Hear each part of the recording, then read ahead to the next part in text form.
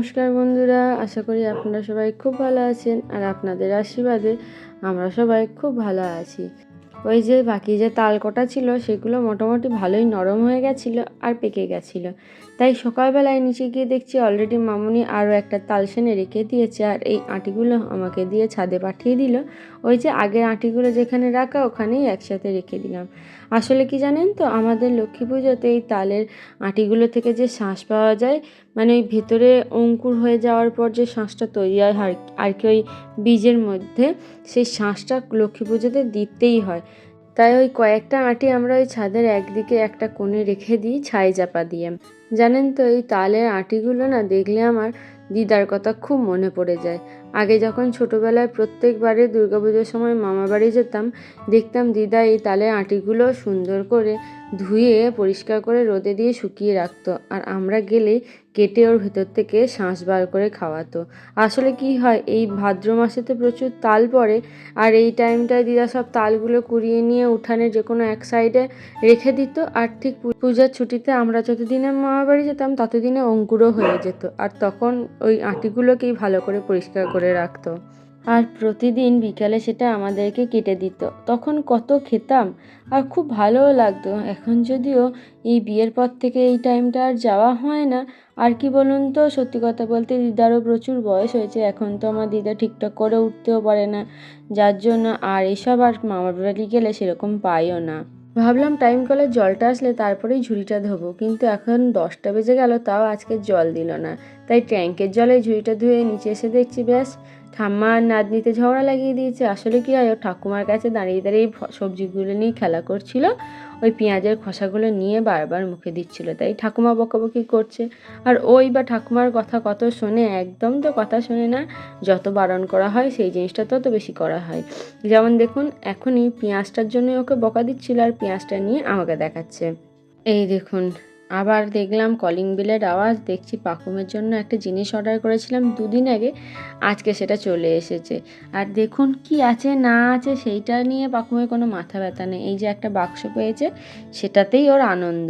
অন্য সময় জানেন, পাকুমের যে নেল কাটারের সেটের যে কাঁচিটা ছিল সেটা সব সময় খুঁজে পায়, আর যখনই কাজের সময় আসে তখন আর পাওয়া যায় না। বহু কষ্টে খোঁজাখুঁজি করে পেলাম। দাঁড়ান এখন বাক্সটা কাটি। এই যা রে, দেখছেন কেমন বদমাইশ। আর একটু হলেই ওই যে বক্সটা ওটা ওর পায়ে পড়তো, আর এটা যথেষ্ট ভারী জানেন তো। দাঁড়ান এটাকেও ভালো করে কাটি, কাটার পর আপনাদেরকে দেখাই। ও কিন্তু ওই নতুন বাক্সটার থেকে আর পুরোনো যে বাক্সটা আগে হাতে পেয়েছে তার প্রতি ইন্টারেস্ট দেখাচ্ছে। তারপর যখন আবার আমি এটা খুলতে শুরু করলাম, তখন আবার এটা নেওয়ার জন্য ছোট্ট ছোট্ট হাত বাড়িয়ে দিয়েছে। এই দেখুন, এই ফ্লাশ কার্ডগুলো আমি পাকুমের জন্য অর্ডার করেছি। কি বলুন তো, আস্তে আস্তে সব জিনিসটাই তো চিনতে শিখছে, যার জন্য এইগুলো এনেছি। আর এখন পুরনো খেলাগুলোতেও আস্তে আস্তে ইন্টারেস্ট হারাচ্ছে। এখন এগুলো নিয়ে যদি খেলা করে তাহলে বেশ ওর কিছুক্ষণ টাইম কাটবে। দেখুন হাতে পেয়েই কেমন দেখা শুরু করেছে। আর এইখানটায় দেখলাম বডি পার্টসগুলো খুব সুন্দর একটা একটা করে আলাদা আলাদা করে আছে। ওর বইয়ে যেগুলো তো একটা ফুল বডি আছে, যেখান থেকে ও হয় সব পার্টগুলো ভালো করে আইডেন্টিফাই করতে পারে না, কিন্তু এখানে বেশ আলাদা আলাদা করে আছে এবং বড় বড় করে আছে, যার জন্য ভালো বুঝতে পারবে। ও বাবা দেখুন, কার্ডগুলো নিয়ে বসে ওকে কী দেখাবো, নিজের মনের মতো করে ছড়িয়েছে, ছড়িয়ে ছড়িয়ে এটা দেখছে ওটা দেখছে। জানি না এর প্রতি ওর ইন্টারেস্ট কতক্ষণ থাকবে, তবে থেকে থেকে মাঝে মাঝে হাত দিয়ে আমাকে দেখাচ্ছে কোনটা কি। দেখুন এই দেখুন, ওই টিয়া পাখিটা বোধহয় ওর খুব পছন্দ হয়েছে, বারবার ওটাতেই হাত দিয়ে আমাকে জিজ্ঞাসা করছে ওই জিনিসটা কি, আর ওটাই বারবার দেখার চেষ্টা করছে। তারপর তো কিছু কাঠ এদিক ওদিক ছড়িয়ে দিল, খাটির নিচে বারবার ফেলে দিচ্ছিল, খুব বদমাইশি করছিল। তারপরে ওকে স্নান করিয়ে একটু ঘুম পাড়িয়ে দিলাম। জানেন তো, এখন যদি না ঘুমায় ঠিক খাওয়ার টাইমটায় গিয়ে কান্নাকাটি করবে। দাঁড়ের দিকে রান্নাঘরে এসে দেখলাম মামনির কোনো হেল্প লাগবে কি না, দেখলাম মোটামুটি মামনি সব কিছুই গুছিয়ে নিয়েছে, টুকটুক করে রান্নাটা করছে। আর আজকে তো দিদি কেচেছে জানেন তো, কিন্তু কাচার পর ওপরে মেলে দিয়ে যেতে পারেনি। আমি আবার এই গামলাটা বহু কষ্টে ওপরে নিয়ে আসলাম জানেন, তারপরে একটা একটা করে ভালো করে নিকড়ে এই মেলে দিলাম। দেখুন কত জামা কাপড় হয়েছে, আবার আজকে বিছানা চাদরই তো ছিল 4টে। দাঁড়ান কয়েকটা সাদা গেঞ্জি আছে ওর বাবার, একটু উজালা দিয়ে নিই। আসলে কি জানেন তো, এই বর্ষাকালে জামা কাপড়গুলো না কাচলেও নয়, আবার এত মেঘ করে আছে, যদিও একবার বৃষ্টি আসে যে এত জামা কাপড় ভেতরে মেলারও জায়গা নেই। যাই হোক, ভগবান ভগবান করে আগে যেন জিনিস কটা একটু শুকিয়ে যায়, তারপরে যদি বৃষ্টি হওয়ার হয়তো হোক। দাঁড়ান, খাওয়ার টাইম হয়ে গেছে, এবার খেতে বসবো। এই রান্নাঘরে ঢুকে দেখছি জেঠিমা চিলি চিকেন আর শুক্তো দিয়ে গেছে। আর আজকের আমাদের যে চিকেনটা বানিয়েছে এটা মেনলি চিকেনের কোরমা রেসিপি। আগের দিন ডিমের কোরমা বানিয়েছিল, এত ভালো লেগেছিল, যার জন্য আজকে মামুনিকে বলেছিলাম চিকেনের কোরমা বানানোর জন্য। আর বাবার জন্য ছিল পাতলা পাতলা চিকেনের ঝোল। যাই হোক, খাওয়া দাওয়া সেরে ওপরে এলাম, এসে একটু রেস্ট নিলাম। তারপরে পাকুমকে ওর ঠাকুমা দিয়ে গেল, সাথে একটা কলা আর বেদানা দিল। এখন মেয়েটাকে কলা কি খাওয়াবো, ওর কলার দিকে ওর কোকো দাদা এখন লোভ দিচ্ছে, বারবার কেমন ডাকছে দেখুন ওকে দেওয়ার জন্য কি করছে, অথচ যার খাওয়ার জিনিস সে একদমই খেতে চাইছে না। তারপরে তো পাকুমকে কোনো রকমে একটু আধটু করে খাইয়ে দিয়ে রেডি হয়ে এসেছি একটু মায়ের বাড়িতে। মা আসার সাথে সাথে দেখছি এই যে মা বেটি আমাদের পেছন পেছন চলে এসেছে।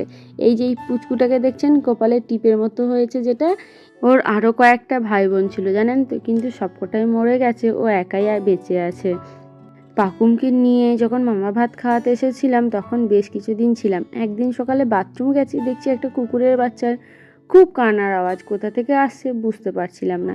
তারপর বাথরুম থেকে বেরিয়েছি যখন, তখনও দেখছি খুব কান্নাকাটির আওয়াজ। তারপরে গেটটা খুলে বাইরে গিয়ে খুঁজাখুঁজি করছি, কিন্তু দেখতে পাচ্ছি না, অথচ কান্নাকাটির আওয়াজ পাচ্ছি। তারপরে এই সাইড দিয়ে ড্রেনের দিকে তাকিয়ে দেখছি ও ব্যাটা ড্রেনে পড়ে গেছে, দিয়ে আর উঠতে পারছে না, দিয়ে কান্নাকাটি করছে। আর সেই সময় হালকা হালকা ঠান্ডা ছিল, আমি আবার গিয়ে তাকে তুলে দিয়েছিলাম।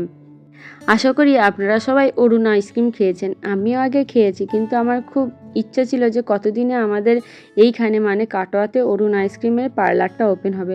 এই দেখুন আজ এত বছর পর এই কাটোয়াতে অরুণ আইসক্রিমের পার্লার ওপেন হয়েছে, আর গোটা কাটোয়া জুড়ে প্রায় সব দোকানে এই আইসক্রিমটা পাওয়া যাচ্ছে। আমি প্রথম বর্ধমানে খেয়েছিলাম আর দ্বিতীয়বার খেয়েছিলাম দীঘাতে।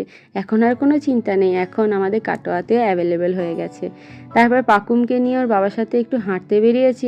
এই দেখুন, একে দেখুন, এর নাম হচ্ছে কাজল চোখি, যেহেতু এর চোখ দুটো না খুব সুন্দর কাজল পরানোর মতো। এ আর কেউ না, এ আমাদের লালির আর একটা বোন। আগে আমাদের পাড়াতেই থাকতো জানেন তো, কিন্তু কি বলুন তো, লালি না ওকে সবসময় মারধর করতো বলে এখন আর পাড়ার মধ্যে থাকে না, পাড়ার বাইরে অন্য দিকটা করে থাকে। আজ আমাদের যাওয়ার সময় দেখা হয়েছে বলে ব্যাস পিছন পিছন চলে এসেছে, ওকে আদর করে দিতে হয়েছে, তারপরেই আমাদের ছেড়েছে। এই দেখুন, তখন ওই বাড়িতে ছিলাম, মা আমাদের জন্য আইসক্রিম এনে দিল, ওটা খেয়ে পোষালো না, আবার এই নতুন ফ্লেভারটা খেতে ইচ্ছে হলো, ওটা খেলাম, কিন্তু ততক্ষণে পাকুম ঘুমিয়ে গেছিলো। আর আমরা আজকে বিরিয়ানি নিয়ে বাড়ি এসেছিলাম। আসলে দুপুরের চিকেনটা এত ভালো লেগেছিল, একদম বিরিয়ানির সাথে প্রপার যায়, মানে চিকেন চাপের পরিবর্তে বেশ ভালোই লাগছিল বিরিয়ানিটার সাথে। এতক্ষণ পর্যন্ত তো সব ঠিকঠাক চলছিল, তারপর খাওয়া দাওয়া করে ওপরে এসে দেখছি আমার নতুন পা পোস্টটা পলু ছিঁড়েই দিয়েছে। আমি শুধু ওর বাবাকে বলেছিলাম আমার 100 টাকা দিয়ে কেনা পা পোস্টটা যদি 100 দিন যায় তাহলে আমি বেশ আনন্দিত হব, কিন্তু 100 দিন যাওয়ার আগেই পলু আমাদের ছিঁড়ে কুটি কুটি করে দিয়েছে। তাহলে বন্ধুরা আজকেকার মতো ভিডিওটা এইটুকুই থাক। যদি ভালো লেগে থাকে তাহলে কিন্তু একটু কমেন্টে জানাবেন, সাথে একটা লাইকও করে দিন। আর আমাদের চ্যানেলে প্রথম এসে থাকলে আমাদের চ্যানেলটা সাবস্ক্রাইব করে আমাদের পাশে থাকার একান্ত অনুরোধ রইল।